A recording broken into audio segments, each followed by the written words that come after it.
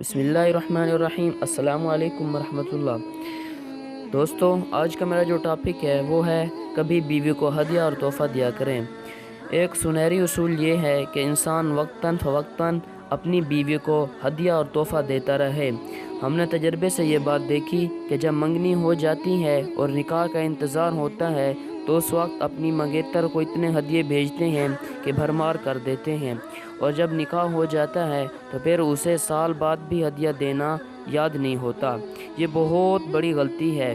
بیوی کو وقتاً فوقتاً چیزیں لے کر تو دینی ہوتی ہیں، تو بجائے اس کے کہ وہ کہے آپ خود ہی پہل کر دیں، اپنے ذہن میں سوچیں کہ کون سی چیز اس کی ضرورت ہے اور کون سی چیز اس کو زیادہ پسند ہے۔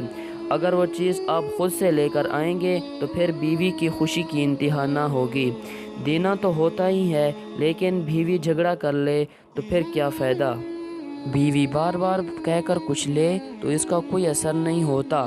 اس نے لڑائی جھگڑا کروا کر کوئی کپڑے بنوا لیے یا زیور بنوا لیے، اسی طرح اپنے ہزاروں بھی خرچ کر دیے تو اس کا کوئی اثر نہیں ہوگا۔